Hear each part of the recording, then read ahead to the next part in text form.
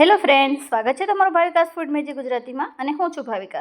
તો આજે હું તમારી સાથે એકદમ સરસ રીતે આપણે પાઉં રગડાની રેસીપી લઈને આવી છું। તો સૌપ્રથમ અહીંયા કને મેં લીલા જે સૂકા વટાણા હોય છે ને 3 થી 4 કલાક પહેલાં આપણે ગરમ પાણીમાં પલાળી દીધા હતા। હવે એને એ પાણી કાઢી અને આ રીતે આપણે વટાણા લેવાના છે અને બટેટાની છાલ ઉતારીને આવી રીતના આપણે નાના નાના કટકા કરવાના છે મીડિયમ સાઇઝના। હવે આની અંદર આપણે થોડી હળદર ઉમેરીશું, અડધી ચમચી જેટલું મીઠું, જેથી મીઠું છે તે એકદમ સરસ રીતે વટાણા અને બટેટામાં ભળી જાય। હવે પાણી ઉમેરી અને આપણે એને સારી રીતે બાફી લેશું। આપણે બફાય ત્યાં સુધી આપણે અહીંયા કને ડુંગળીને ઝીણી ચોપ કરવાની છે વઘાર માટે। તો હવે આપણે અહીંયા જે વઘાર માટે બધું આપણે તૈયાર કરી લેશું। તો આ રીતે એકદમ સરસ રીતે ડુંગળી છે તેને ચોપ કરી લીધી હતી અને મેં અહીંયા મરચાંને પણ એકદમ સરસ રીતે ઝીણા ચોપ કરી લીધા હતા। હવે આપણે અહીંયા કને વઘાર કરવાનો છે। તો વઘાર માટે મેં અહીંયા કને 3 થી 4 ચમચા જેટલું આપણે તેલ લેવાનું છે। જે પ્રમાણે તમે રગડાની ક્વોન્ટિટી હોય તે પ્રમાણે તમે માપ લઈ શકો છો। હવે તેલ તપી જાય એટલે આપણે આખા ગરમ મસાલા મૂકવાના છે। તો તમે જોઈ શકો છો 4 નંગ જેટલા લાલ મરચાં છે, તમાલપત્ર, મરી, લવિંગ અને તજ। હવે એ એકદમ સરસ રીતે સતડાઈ જાય એટલે આપણે આમાં મરચાંની પેસ્ટ નાખી દેવાની છે। તમે ચાહો તો આદું પણ ઉમેરી શકો છો, તો મેં આદું સ્કીપ કર્યું હતું। તો હવે એકદમ સરસ રીતે વઘાર થઈ જાય એટલે આપણે એની અંદર ઝીણી ચોપ કરેલી ડુંગળી ઉમેરવાની છે। તો મેં અહીંયા 2 મોટી સાઇઝની ડુંગળીને એકદમ સરસ રીતે ઝીણી ચોપ કરી લીધી, કેમ કે મારા રગડાની ક્વોન્ટિટી થોડીક વધારે છે। તો હવે આપણે એની અંદર હળદર નાખીશું। તો મેં 1 ચમચી જેટલી હળદર, 3 થી 4 ચમચી જેટલું લાલ મરચું નાખ્યું છે। હવે મેં તમને આગળ કીધું કે જે પ્રમાણે તમે બનાવતા હોય તે પ્રમાણે તમે માપ કરી શકો છો। હવે 1 ચમચી જેટલું ગરમ મસાલો, 2 થી 3 ચમચી જેટલું ધાણા જીરું પાવડર અને સ્વાદ પ્રમાણે આપણે મીઠું ઉમેરીશું। તો આ બધા મસાલા એકદમ સરસ રીતે ચડી જાય પછી આગળની પ્રોસેસ કરીશું। તો એકદમ સરસ રીતે હવે આને એકદમ હલાવી અને આપણે થોડીક વાર 2 મિનિટ સુધી એને સોતે થવા દેવાના છે, જેથી મસાલા છે તે એકદમ સરસ રીતે ચડી જાય।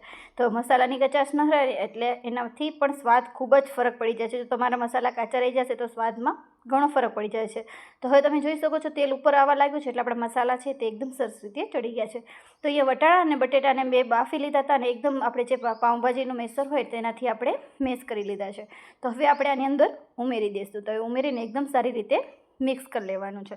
તો મેં તમને કીધું કે આગળ મારા રગડાની ક્વોન્ટિટી વધારે થવાની છે એટલે મેં અહીંયા કને મોટા વાસણમાં ટ્રાન્સફર કરી લીધું। તો તમે જોઈ શકો છો એકદમ સરસ રીતે મોટું લોયો લઈ લીધું છે। હવે એની અંદર આપણે પાણી ઉમેરી દઈશું। તો મેં અહીંયા 3 થી 4 લોટા જેટલું પાણી ઉમેર્યું હતું।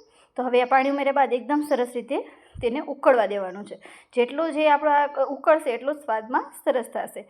તો ઉકળી જાય અને થોડુંક ઠીક થાય ત્યાં સુધી આપણે એને થવા દેવાનું છે। અને ખજૂર અને આંબલીની ચટણી છે તે તો આપણે રેડી રાખી જ છે। તમે જે કહેશો તો હું તમારી સાથે એની પણ રેસીપી જરૂરથી શેર કરીશ। તો તમે જોઈ શકો છો એકદમ સરસ રીતે રગડો ઉકળી ગયું છે। એમાં લીલા ધાણા ઉમેરી દઈશું। હવે એક ડીશમાં આપણે પાઉંના કટકા લેવાના છે। હવે બધાય આપણે જે રીતે આપણે જ્યારે પણ જમવા બેસે ત્યારે જ આપણે કરવાનું છે, નહીં તો પાઉં છે તે બધો રસો શોષી લે છે એટલા માટે। તો હવે જમવા બેસે ત્યારે તરત જ ગરમ ગરમ આપણે સર્વ કરીશું। તો ઉપરથી રગડો ઉમેરી દઈશું। ખરેખર ખૂબ જ સરસ એવો સ્વાદમાં બન્યો। તો તમે જરૂરથી એકવાર આ રીતના ટ્રાય કરજો અને તમને કેવી લાગે છે રેસીપી પ્લીઝ મને કમેન્ટમાં જણાવો અને લાઇક, શેર અને સબસ્ક્રાઈબ કરવાનું ના ભૂલતા। તો હવે આપણે ખજૂર આંબલીની ચટણી ઉમેરીશું। હવે આપણે એની અંદર ગ્રીન ચટણી ઉમેરીશું, જે આપણે લીલા મરચાં ધાણાની નોર્મલ ચટણી આપણે ઘરે બનાવતા હોઈએ છીએ તે જ ઉમેરવાની છે। તમે ચાહો તો અહીંયા દાડમના દાણા પણ એડ કરી શકો છો। તો હવે ઉપરથી આપણે ઝીણી સેવ ઉમેરી દઈશું। હવે આપણે ઉપરથી આપણે ઝીણી સામેલી ડુંગળી પણ ઉમેરવાની છે। સેવ થોડીક વધારે બહુ જ સરસ લાગે છે એનાથી સ્વાદ। હવે ડુંગળી ઉમેરી લઈશું। ડુંગળી ઉમેર્યા બાદ આપણે એમાં લીલા ધાણા ઉમેરી દઈશું।